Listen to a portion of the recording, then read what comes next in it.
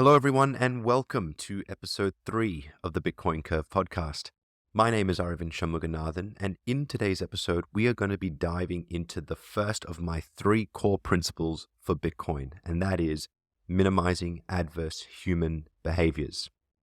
In this video, what you can expect is I'm going to go through a quick recap of those principles.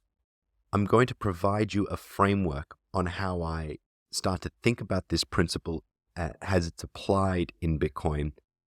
And hopefully by the end of this video, I achieve 2 things for you. Number 1, I convince you that this is a principle. But number 2 is to bring you on that journey and get you to understand just how profound this principle actually is. And so with that, let's dive into it.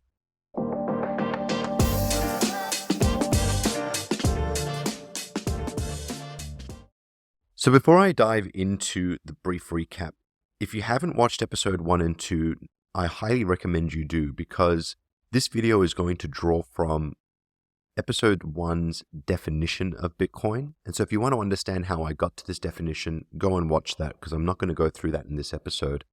And the second one is, obviously, with this core principle, well, I'll be doing a brief recap now. If you want to understand how I came to these conclusions, what was the journey to understand that this was a core principle of Bitcoin, go and watch episode 2. But specifically for this, why minimizing adverse human behaviors? Why is that a core principle of Bitcoin?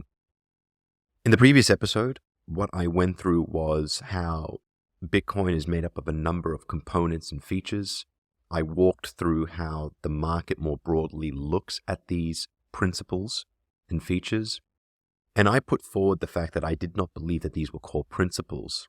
And through an abstraction ladder exercise, that is, continuously asking yourself why something is so successful, why is Bitcoin solving for money, I always came to that these features of Bitcoin were addressing not money, but rather addressing the human behaviors that were causing the problems in our monetary systems. Now, these behaviors I alluded to, but I didn't quite nail exactly how to think about this.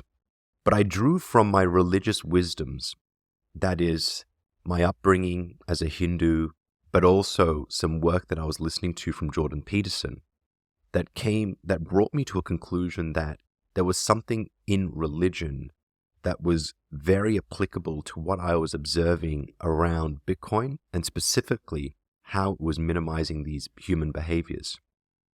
And to tie a bow on that and to bring that around and land you as to what the framework that I'm going to be using in this video around these adverse human behaviors is, there is a religion that I believe has articulated this incredibly well. It has stood the test of time over thousands of years as a framework for understanding some of the things that we as humans do that we shouldn't be. And that framework is the 7 deadly sins. Now, the 7 deadly sins, if you aren't across the 7, pride, greed, gluttony, envy, wrath, lust, and sloth. And in today's video, I'm going to walk through each of these sins, but as well, I'm going to align them to the key elements of Bitcoin that I put forward in episode 1, which was defining Bitcoin through time. And that is that Bitcoin is a scarce, secure, and decentralized digital asset. And so what's going to flash up on the screen right now is a grid. And so if you are listening to this on Spotify or just the audio-only versions on whichever podcast platform you're listening to this, I highly recommend you go to either X or YouTube and watch the video, because the visuals here are going to help bring this to life. But just so you understand, for those that are audio-only, on the screen now is, on the left-hand side of this grid, I've got my definition and all the core components of that definition being scarce, secure, decentralized, digital, and asset. And along the horizontal, I've got the 7 deadly sins. And what I've done here in this table is depict how a feature of Bitcoin that is in that definition tackles one of the 7 deadly sins. And by doing so, as we walk through it, we're able to see just how impactful these features are on these core human behaviors expressed by the 7 deadly sins. And so what I'll be doing through this video is I will go sin by sin and walk through my rationale and justification as to why Bitcoin is addressing this. And so you can start to understand just how impactful and profound this technology is, because it really is not acting as a technology that is creating efficiencies and effectiveness that we traditionally see in other technology advancements over the last 20 and 30 years. But rather, it's getting down to a very core fundamental element of who we are as human beings. Now, there was one piece of this puzzle around why human behaviors are so in opposition to this system of money that we've traditionally had through the ages, whether that be the fiat monetary systems that we're in today and the various other monetary systems that have existed over time. But while religious wisdom has brought us to this framework of the 7 deadly sins, which I'll walk through, there are a couple of elements that I invite you to go and start exploring, which also help me come to this conclusion that aren't religious in nature.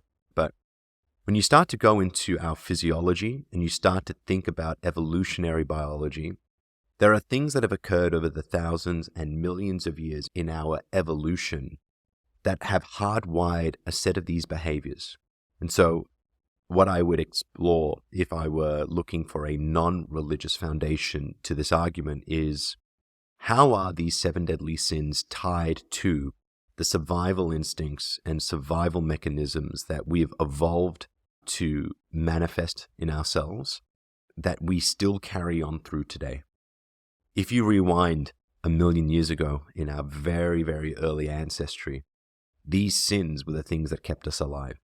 When I was thinking about this, you had to be greedy and you had to be gluttonous because you didn't know when your next meal was coming from or when it would come. And so you had to overconsume, gluttony, and you had to be greedy. You had to take more than anyone else because it absolutely meant survival. Wrath. You had to have some level of vengeance and wrath because if anyone had wronged you in the past, you didn't want that to happen again because, again, it put your survival at risk. Sloth, the aversion to doing work.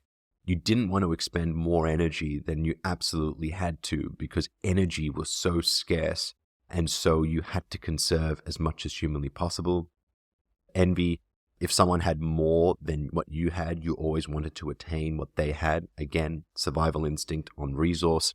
Lust, procreation. You needed to get your genealogy through to the next generation, so lust was there as well.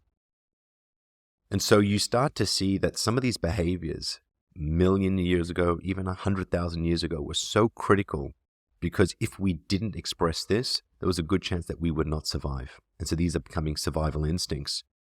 But as we've advanced as a species, and now we start to go back to 6,000, 5,000, 4,000 years ago, as we started to develop technologies, we started to develop agriculture, and we've come into an area, an element of time now where scarcity of food and fundamental resources doesn't really exist. It does in parts of the world, and I'm not going to diminish what we're seeing in third world countries. But in comparison to where we were 100,000 years ago, we are in an element of abundance. And so now, as we start to advance our civilization, some of these behaviors are acting in opposition to what is in the collective's best interest long term.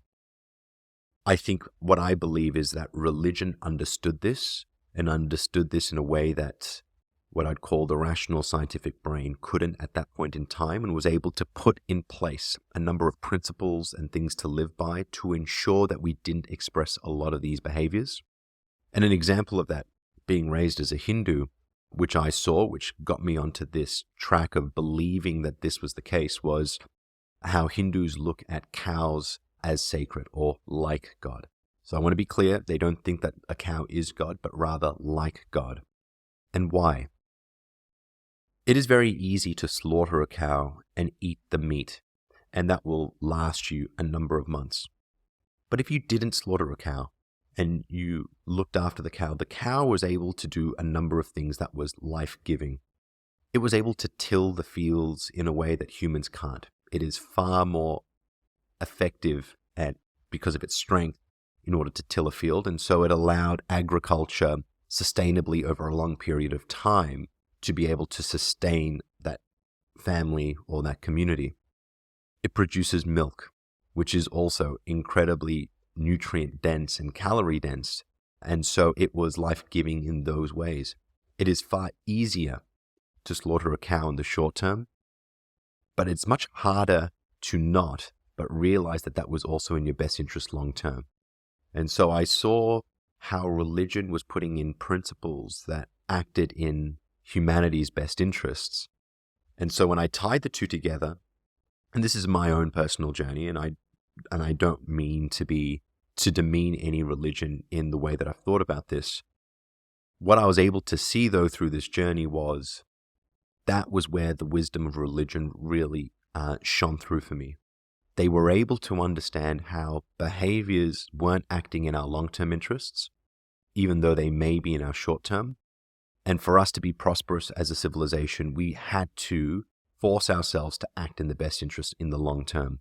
And these are where these religious principles and wisdoms came from, and where these 7 deadly sins, which have been really well defined through Christianity, have been able to identify what these behaviors are, so now we can use that as a blueprint on how we move forward. So that's my rationale on how religious wisdoms tie to the 7 deadly sins, but also gives us both a very, very high-level scientific evolutionary biology view of the world tied to religion, and why I think that this all comes together quite neatly. And so now let's dive into these sins and how they relate to Bitcoin itself. Now, what I'm going to do here is not just talk verbatim through to you on the camera, but I'm actually going to start reading directly from the article that I published on my Substack. And so, again, if you want to look at this in a bit more detail and review this later, this article that I'm going to be reading from is on my Substack. That is thebitcoincurve.substack.com. It is free. I'm not charging for this. And so please go to the website, subscribe, and I hope you enjoy the content there. But I'll go through each of these and I'll read directly from it, because I think I've done the thinking here to be able to articulate this relatively well, and then I might provide some verbatims afterwards.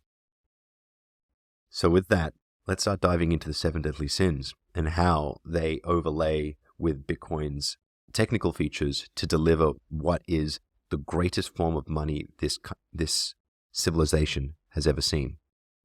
And so I'll start with lust.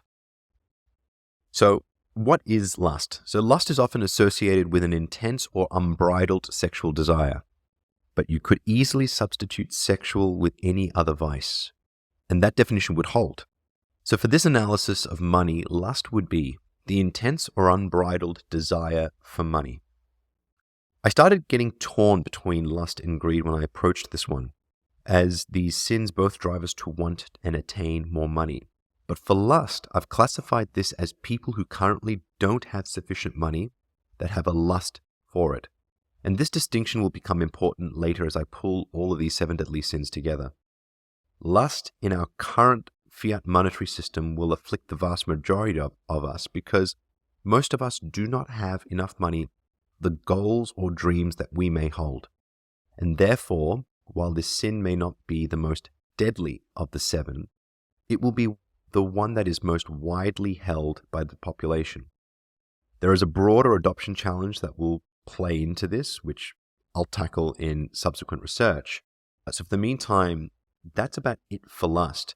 But specifically when I look at what the impact on Bitcoin is, or Bitcoin's impact, is on lust, I come to the conclusion that I don't see Bitcoin intervening in lust. And while that may seem like a shortcoming, upon reflection, I actually don't think so. Because lust to attain more when in a position of not having enough is a strong motivator to put in the work to achieve it. However, Bitcoin provides a path to pursue that lust without succumbing to the other sins. And I think that last point here is the one that becomes the most important.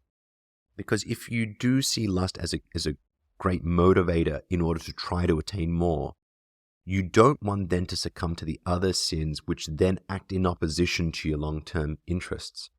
And so what Bitcoin does beautifully in this is not constrain that lust or that desire for more, but rather constrains the way in which you can do it.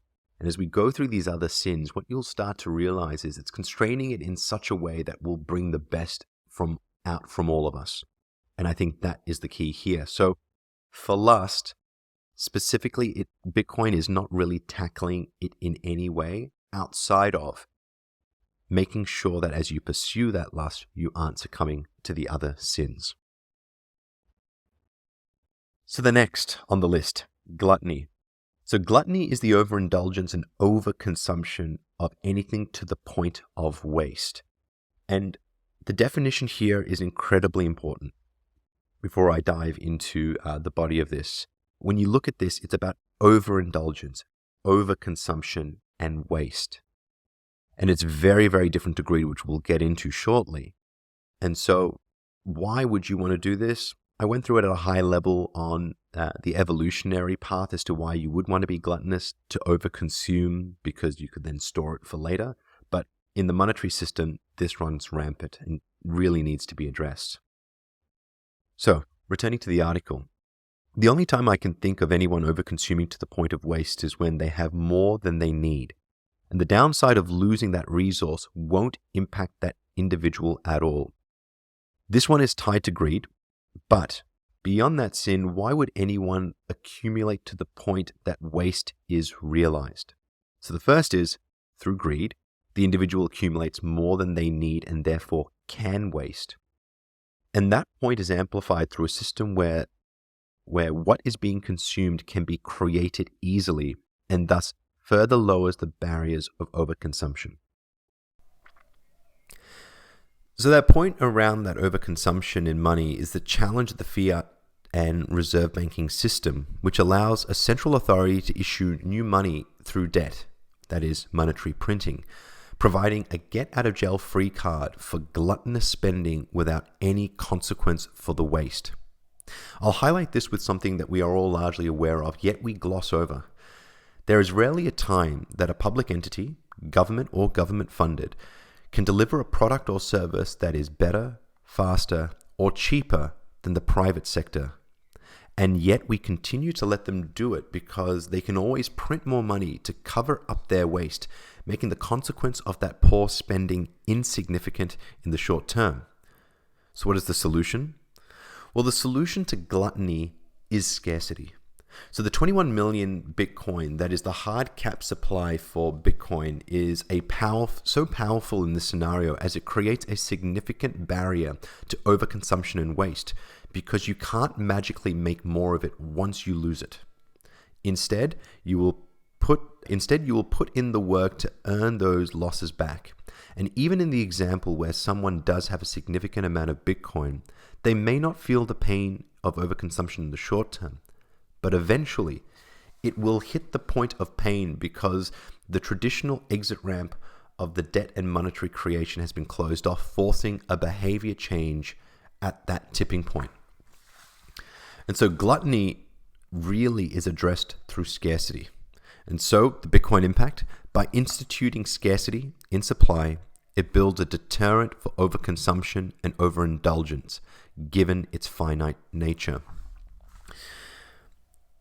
You will always hear that scarcity is the be-all, end-all on what is a great hard money system. And here it's really tying to number one, that gluttony and that waste.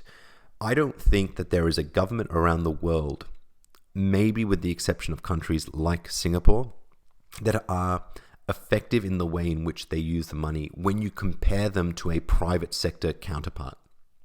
In Australia, we see that rampant.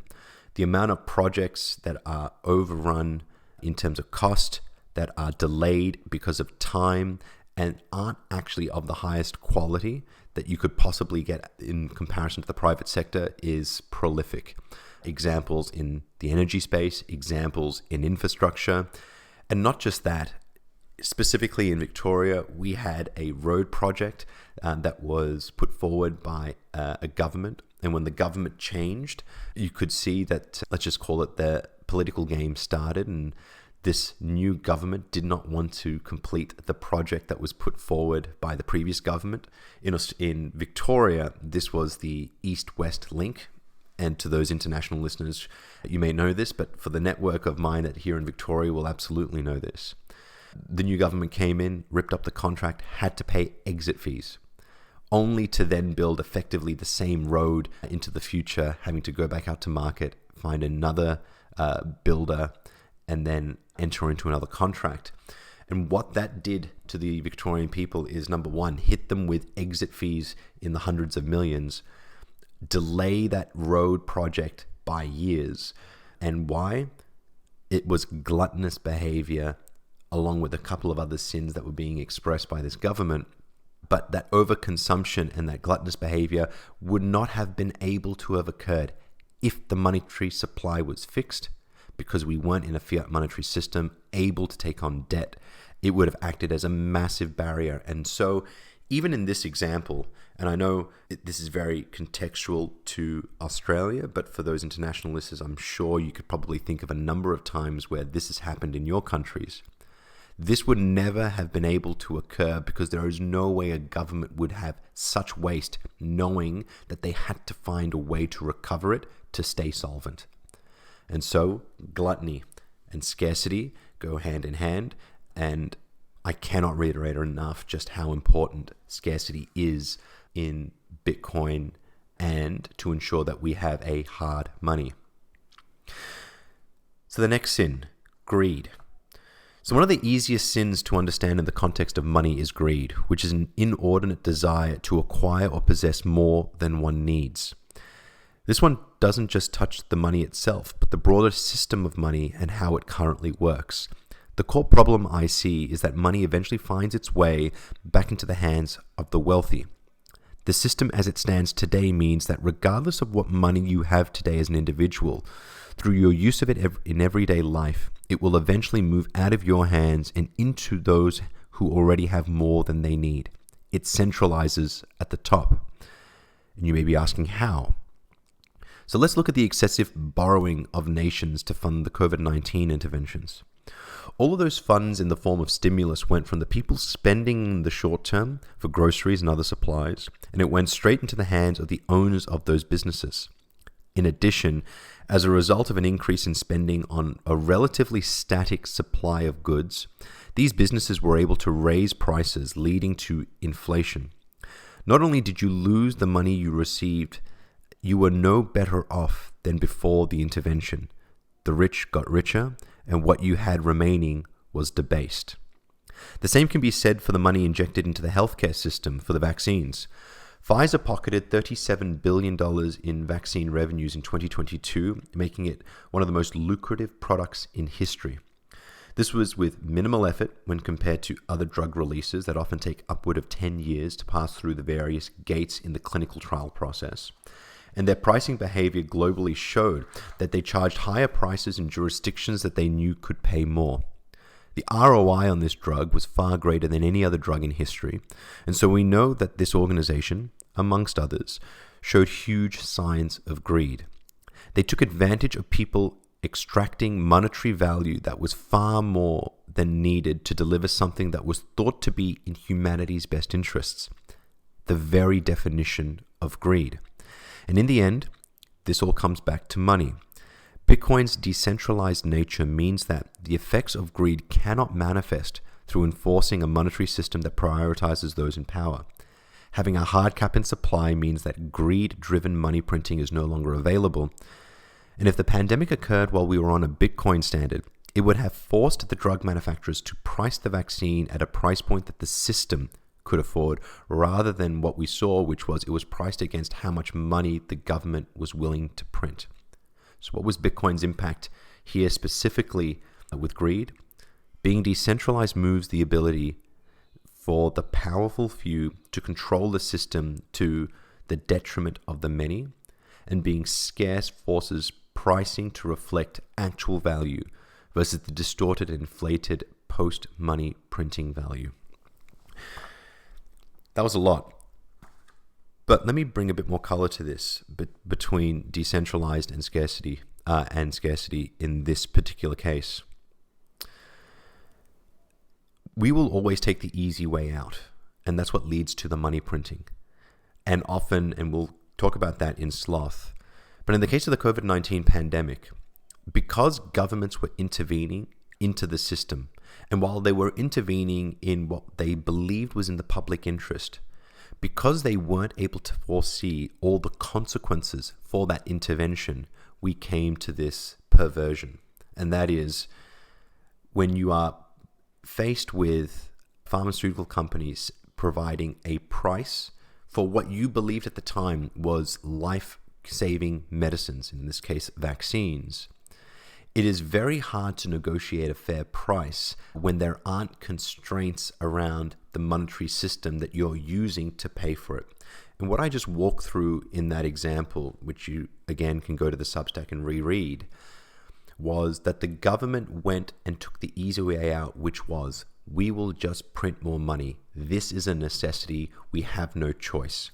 And because they were able to print the money, the drug companies were able to raise the prices to the levels in which a government was willing to print. Again, it was very rare, if ever, and I haven't actually gone into the detail there to understand this specific statement, so I might get fact-checked here. It was very rare that a government used its retained earnings or the savings in which it had from previous years to pay for these vaccines. Most countries had to do deficit spending, that is, spending beyond the means by which they were beyond their means, that is, beyond their tax receipts. So they went deficit spending, which means that they had to take on debt from their reserve banks in order to fund this vaccine purchases and therefore rollout. On a Bitcoin standard, when you pull that back and you now say, hey, Mr. Government, you no longer can run a deficit because you need to be able to live within your means, that is, only operate within the tax receipts that you achieve each year. Because that exit path towards money printing is no longer there, the government is then forced to problem solve that in a very, very different way. And not only that, because of how hard it is in order to find the funding, these drug companies would have had to price their drug more effectively against the availability of money within the system.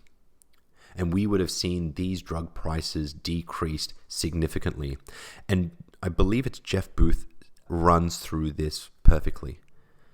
In all modern economies, all technologies, what we should be seeing is that the goods and services are getting decrease in price towards the marginal cost of production. That is, in this constrained environment, with a lot of competition in the system, as you start to generate efficiencies, the price of goods should be falling. Everything should be deflationary. And when you look at the cost of how much it was to produce a vaccine versus how much it was sold to us, there was this huge gap, this huge delta, which is why these companies were so profitable during that region. They were able to jack the prices up because the money was available. There was a lot of wiggle room there in the negotiations to have brought that price significantly down, but because of the distorted monetary system and the way in which we operate under this Keynesian economic system, we took the easy way out. We allowed the drug companies to push the prices up, and we just paid for it because we believed that there was no other choice. So on a Bitcoin standard, if we go through another pandemic like this, we will start to see forced altruism. That is, these companies that creating these drugs, which are incredibly important, will cease being able to jack up prices and hold us to ransom. So the moral of the story, get onto a Bitcoin standard fast, and we stop the centralization of all of this money that we print up to the powerful few, in this case, the drug companies in that example. And there are so many other examples where you can see this occur, where the money printing from the government centralizes into a number of key entities that are effectively taking that money to produce something that is overpriced for what it is, that's delivered so slowly and not to the quality that we all deserve. So that is greed. So the next one, and the next sin is sloth. Now this is, before I dive into what I've written in the article, sloth is by far the most underrated, underappreciated sin of the seven because it seems so innocuous. But as you'll see here, it is so critical to get right. So let's dive into sloth. So what is sloth? The habitual disinclination to exertion. In simple terms, it's just the aversion to doing work. And so my first pass on this had me framing the sin of sloth more as the masses' lack of knowledge of the problem without the drive to learn about it. And that is, if I just sort of expand on that quickly, the sloth here was the aversion to doing the work. That is the aversion to doing the research, the 100 hours, the 1,000 hours of learning about Bitcoin, learning about money, understanding why this is also broken. When I first started thinking about this sin, that's where my mind went to, because it is a lot of effort to do, especially if you aren't in economics, in money, and in finance. It's not something that you would want to do.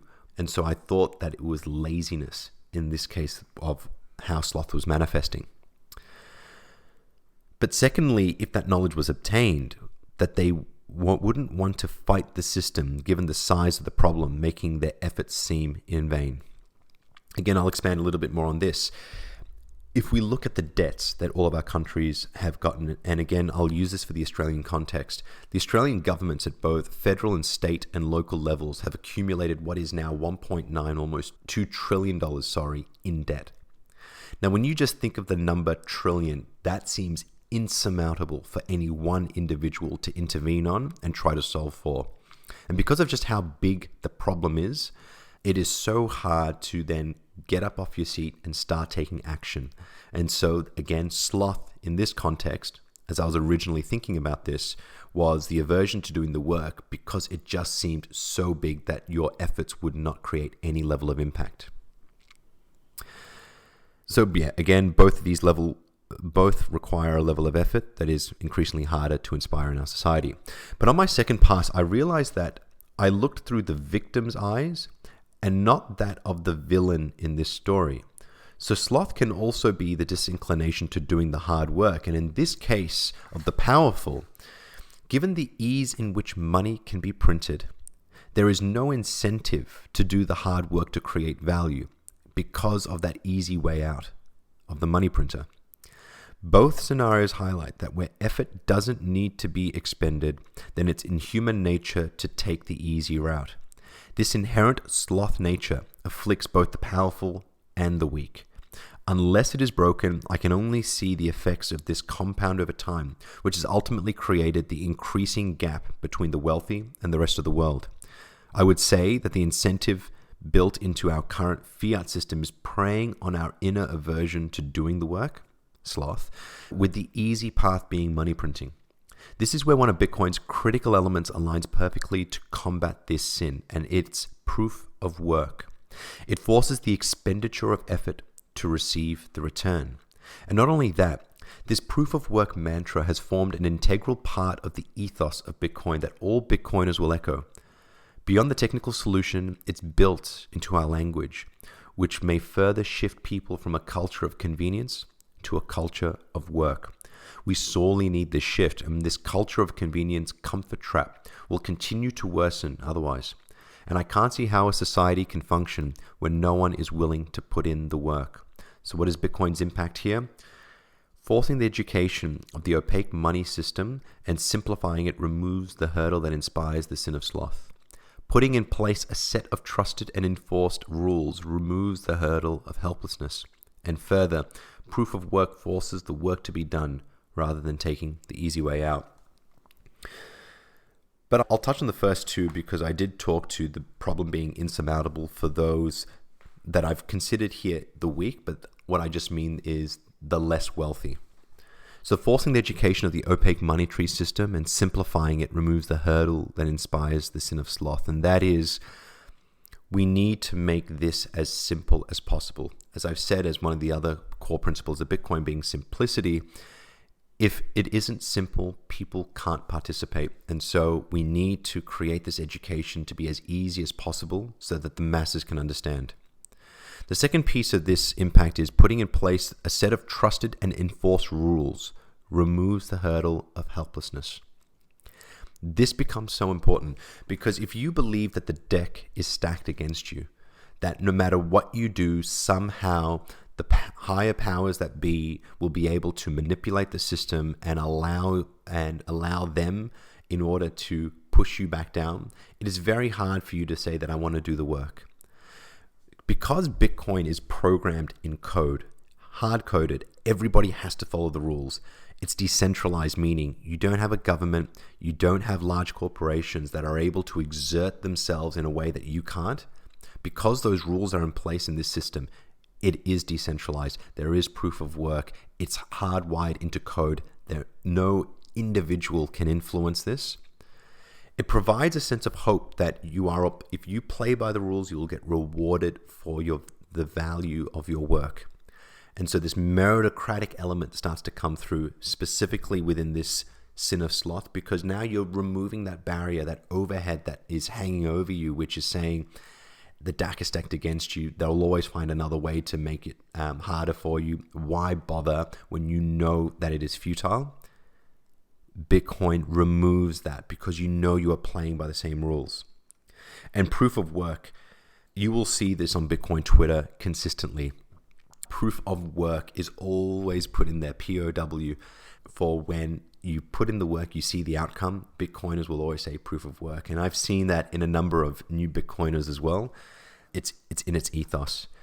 And so I can't go past that enough. So what are the three elements in the definition that greed is tackled by? It's tackled by scarcity, 21 million. It's tackled by being decentralized, but it's also tackled by being digital. No longer are we hampered by being physical. That is, it's centralized on physical rails in banks, etc. It is all digital. We have got far greater accessibility as a result of it being digital, which means that we can all participate equally and freely. So Sloth is covering 4 out of the definition of Bitcoin. It's scarce, self-explanatory there from what we've just run through. It's decentralized. It's removing the individual from being able to stack the deck against you. It's digital. It's accessible for everybody and not centralized within a few that can manipulate the system. But it's also secure, and that proof of work element absolutely aligns with the security of the network. But in this case, security is also tackling that sin of sloth. Now the next sin, which is wrath. Wrath can be defined as the strong, vengeful anger or indignation that can manifest as retribution, punishment for an offense or crime. Wrath seems to reveal itself in those who don't have money against those who do. The anger in money is something that has been built up over time. It's analogous to slowly boiling the frog in a pot of water. It's warm at first and lulls you into a false sense of security, but by the time you realize that you're boiling, it's too late to jump out. The systematic theft of wealth from everyday people in the fiat monetary system has followed a similar path. Constant money printing temporarily relieves everyday people's pain. But inflation, as a result of that printing, slowly steals the purchasing power over time. This was the warm at first, but now that the affordability of essentials is getting out of reach for many of us, we realize that we are boiling and angry at the system we trusted that led us here. But who are we angry at? It should be to the source of all of this, being the government, but they are always quick to deflect to others. They point to the rich people and that they need to tax the rich because they need to pay their fair share. They ideologically divide our communities by refocus that anger, toward other injustices like DEI, global conflicts, global warming. Not to say that those are bad, but they are deflecting this blame from the monetary system onto these elements. They deflect this anger away from their actions of monetary printing to others. Thus, we see anger in the form of protests, theft, and physical violence in things a few orders removed from money. And then there are those of us who have had our eyes open to the actual problem, the money and the government, and that our anger is towards the system itself and the lies that we all know they use to control the public. This again comes in the form of protest. the drive to build Bitcoin, and while I'm sure there is also theft and violence, it isn't as apparent to me from this group. That is because we all know what the problem is and are driven to find solutions to it. We don't hold the same sense of helplessness.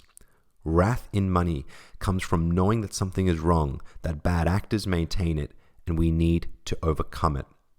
And Bitcoin's impact? Creating a system with a clear set of rules and enforcement should reduce the rate at which wrath occurs. This is minimization, not elimination. Now, I wanted to touch quickly back on one of the points that I made at, which was who we are angry at. Wrath today, which I believe is wrath because of the monetary system that we have, and that the government mismanaging our economies, printing beyond their means, by doing so, supply and demand economics. If you've got the same static supply of goods and you've got now an increasing supply of money, of course we're going to see inflation. Inflation is not because of some policy that a government puts forward because of large corporates being greedy. It's because the government has incentivized all of that behavior by injecting more money into the system. Every dollar that they print and put into the system is meaning that the dollar that you have in your pocket today is getting devalued because it isn't scarce and it's being inflated away as a result of money printing. But because no one really understands this, the government is shifting a lot of that anger of the world around us, the cost of living crises, the increasing price of everything around us. They deflect it onto other people. The rich, tax the rich, pay their fair share.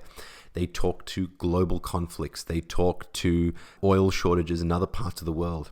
They are deflect. And so the rage that we should all be having towards the system itself and our governments is being repointed towards these other things. And so when you see protests in the street about all these other issues, I can see it stem back to the money itself. And if people had their eyes open, which I covered briefly before, and understood that it is the money, suddenly we realize, fix the money, fix the world. Something else that we hear in the Bitcoin community, we repoint that anger, that wrath back to where it should be focused on, which is the government spending and their overall mismanagement. And so creating a system with clear rules and enforcement should reduce the rate in which wrath occurs, because we will always feel wrath to some degree, but it will minimize it because now the government isn't able to mismanage, which generates that wrath within all of us. So wrath is being tackled by effectively everything that Bitcoin does, because it is the complete system that limits our need to have wrath in the first place. So scarcity, security, decentralized nature, and digital. Also, can't money print, therefore can't create a lot of problems. Security, that proof of work will be the aversion to that not doing the hard work, which government should be doing. Decentralized, meaning that the government can't unilaterally print, debase ourselves, creating that sense of wrath in all of us. And digital, now that we can all be equal participants in the system, again, the government can't pull the wool over our eyes. Moving along, because I know that this is a very long episode, is envy. So when I think about envy, it is about one person being jealous and wanting something that another has. In this context, I struggled to see how Bitcoin had any impact beyond having a clear set of enforced rules that made it equal for all, and that envy would drive someone to work under the system to attain it. But I would now add something that I read while reading about the 7 deadly sins on Wikipedia. According to St. Thomas Aquinas, the struggle aroused by envy has 3 stages. During the first stage, the envious person attempts to lower another's reputation. In the middle stage, the envious person receives either joy at another's misfortune or grief at another's prosperity. And the third and final stage is hatred, because sorrow causes hatred. It gave me the realization that envy is more synonymous with tall poppy syndrome. This jealousy drives most to cut down the one that stands out so that they are at the same height as themselves. This jealousy manifests as eliminating the disparity rather than wanting to attain it. With this framing in mind, my mind moved towards how someone would cut others down that they were jealous of, and it became obvious. The government and big business do this all the time. Increased regulations influenced by big businesses result in barriers that favor the big over the small and create monopolistic outcomes. Governments institute taxes and sanctions to take what they covet and cut down those they envy. While there are countless more examples of this, I would say that governments and big businesses' ability to control the money and laws allows them to cut down those who threaten them. They are the small poppies that continuously mow down the rest of us as we attain more than they like. Bitcoin in this framework has a major impact. It is decentralized, prioritizes privacy, and can't be censored by any one government or business. Its censorship resistance removes this tool from the hands of government and businesses to limit their ability to cut us down. So Bitcoin's impact: censorship resistance disarms central authorities and large businesses from the tools they use to eliminate those that they envy. And so if I bring it back then to Bitcoin's core components, the security, the proof of work, the decentralized nature of this as an asset, and the fact that it is digital and accessible by all, means that the government's ability to cut us down is incredibly minimized. I think that one is, I'm hoping, as self-explanatory, but I will do something a little more on this, because the other part, when I was reflecting specifically on envy, was that when you look at envy and you look at lust, they almost look themselves quite similar. And in this case, in this delineation, and that quote from St. Thomas Aquinas around it being rather tall poppy syndrome, we're seeing this in the US, we're seeing this all over the world. We're seeing governments putting forward rules and regulations that they know are not in the best interests for the country, not in the best interests of humanity, but in the interests of government in the short term, to ensure that they can maintain a level of control. For those of us in the Bitcoin space, we know Choke Point 2.0, which was the government's overreach on denying banking applications, denying the banking of crypto-based companies. And knowing that this podcast is being released on Friday the 29th, if you actually go to Joe Rogan, he recently did a podcast, which I'll quickly just pull up now. He did this with Mark Andreessen, and there was a point that Mark does very well, and so I'm not going to go over here, but I will point you to that podcast with Mark and Joe, where he goes through how the government have used they've overreached, and they've used their influence in order to quash a number of key startups and individuals that are operating in these new spaces that threaten government controls. And it is very clear that under a Trump administration, this will start to alleviate. But he also talks to how this tall poppy syndrome that we're observing in the US has led to other countries driving greater advancements in critical fields like AI and like robotics and drones. And so I highly recommend that podcast, because it brings this tall poppy syndrome of governments and big businesses to life. And Bitcoin is an antidote to that. And now finally, to round us out, is pride. So pride is considered the original and worst of the 7 deadly sins. So pride has been labeled as the mother of all sins, has been deemed the devil's most essential trait. C.S. Lewis writes in Mere Christianity that pride is the anti-God state, the position in which the ego and the self are directly opposed to God. When I read this and think about how this applies to money, I make the realization that it's our ego and self-interest that drive us to other sins. Greed: because of our self-interest, we are driven to acquire more than we need. Lust: because of our self-interest, we are driven to acquire something we don't have. Gluttony: because of our self-interest, we are driven to not care about the overconsumption when others don't have enough. Sloth: because of our self-interest, we opt for the easy way out at the expense of others. Wrath: because of our ego and self-interest, Envy. Because of our ego and self-interest, we will desire that which another has. The framing of self-interest and ego is an effective one for me, for this, and it's clear that the solution to money needs to keep these base desires in check. But there is a second and more meaningful one that relates to Bitcoin's absolute genius, and that is the absence of pride from its founder or founders, Satoshi Nakamoto. Satoshi could have succumbed to the human shortcomings of pride through the admiration of being Bitcoin's creator and the absolutely mind-blowing riches their 1.1 million Bitcoin wallet holds. However, they chose to vanish from our society, rising above this sin and acting in humanity's best interest to give this up willingly. It can't be understated how important this element is, and it was this first real act of sacrifice and humility that led to the breaking of this vicious fiat system. So Bitcoin's impact. Those who use Bitcoin will not eliminate pride, but all the solutions to subsequent sins keeps this in check. Most importantly, Satoshi's act of true humility, which is the opposite of pride, lays the foundation for Bitcoin's success. It is inconceivable to me how an individual forgoes wealth, forgoes ego in such a way that this individual or group of individuals did.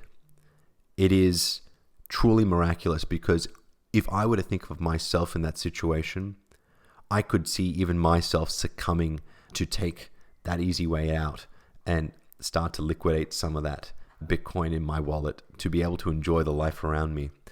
But this group of individuals, so egoless, is absolutely incredible. Absolutely incredible. Because it comes down to an element of human nature that is just so hard to overcome. So, Satoshi, we thank you. You have no idea how much we thank you. So the sins in totality. When we look at the above in totality, what is it that we see? We are all inherently prideful, and that combination of ego and self-interest drives all of us towards other sins. As money is so pervasive that all of us use it in some way, shape, or form, these sins manifest themselves across the globe in money. For those who have money, it comes in the form of greed, gluttony, and envy.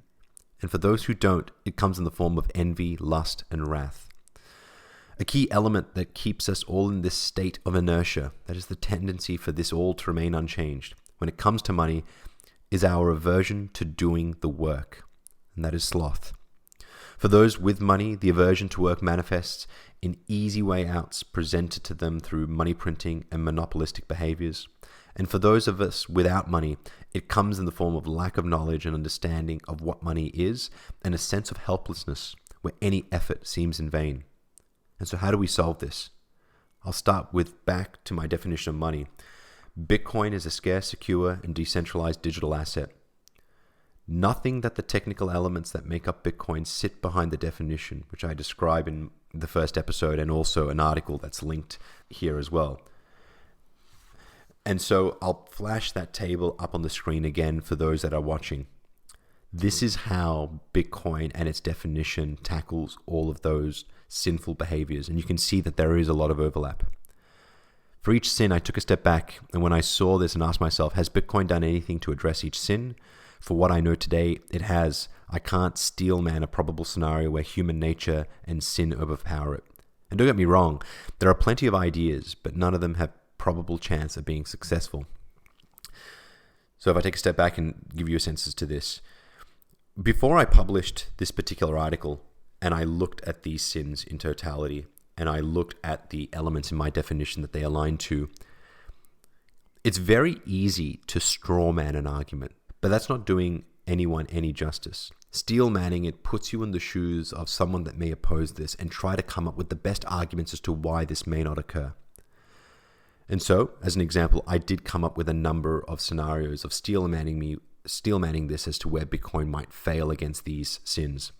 So, scenario number one, a group of bad actors having enough resources to overwhelm the network through a 51% compute attack for a sustained period of time. The second example I came up with was central authorities rehypothecating and papering over Bitcoin to reintroduce monetary printing and double spending. And the third one that I came up with was a social engineering attack that has the majority of people opt for a Bitcoin hard fork that works to the detriment of the majority. I'm open to debate whether there are others there. When you walk through each one of these examples, and I won't in this video, and I might in another, I can't see a way in which Bitcoin fails against this over a long period of time. It is just so decentralized in nature that any one of these things is almost impossible. Central authorities rehypothecating and papering over Bitcoin. We see some people may say that the ETFs are an attempt at this. However, self-custody and the work that the incredible Bitcoin community are doing in making far better UI, UX experiences with self-custody, I think is going to be a natural antidote to this. And we'll see that over time. So even steel manning, three, I would say, well discussed in industry scenarios where this could break Bitcoin, I can't see that happening. And so while time will tell, ultimately, for where we are today, it is the greatest solution to the sins of human beings as they are expressed in money. And so with that, I'm going to leave you there for this episode. What I hope that you've heard from this is well thought out alignment of Bitcoin to human sin. How it manifests itself, not just as technical features, but the examples in the real world as to what we are observing today and how these behaviors are manifesting themselves. How Bitcoin will be a solution for all of this.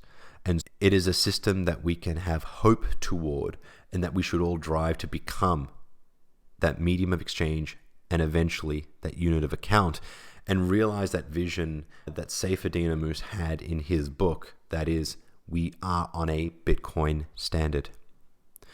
But more importantly is this principle itself around minimizing adverse human behaviors.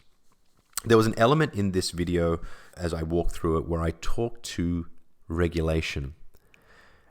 And I hope that what you take out from this is that the problem of human behavior is not one that is completely isolated from money itself, but rather it's a problem that is pervasive through every element of our civilization, because human behavior is in everything that we do.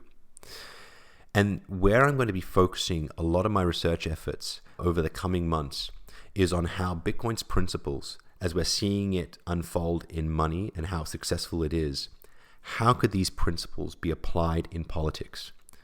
Because regulation, the rules by which we play, have a consistent theme in Bitcoin as to why it is so powerful. And so naturally, where are the other rules set? And the other rules are set by governments.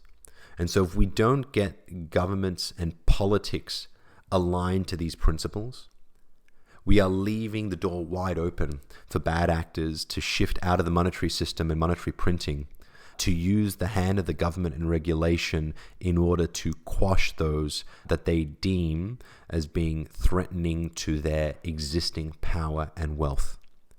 And so what I hope you take from this, what I've taken from this, and what fuels me to continue this research is the profound nature that human behavior is pervasive. Bitcoin has been an application of this in money, but we need to start thinking about how this applies to everywhere else, because I would hate to be at a point where we are on a Bitcoin standard and every other element of our civilization is not, from a principles lens. And therefore we start to see a lot of the problems not eliminated, and we start to see them continue just in other forms. This is why I do this research. This is why I'm going to be driving over the next couple of years to solve for it and hopefully lay a path for all of us to start applying Bitcoin successes beyond money. And so with that, I'm going to leave you there. I hope you've enjoyed this episode. If you've made it this far through the video, it would mean the world for me if you would like, share, and subscribe to wherever you're listening to this or watching this. Go to the Substack. The article which I read through here is free of charge.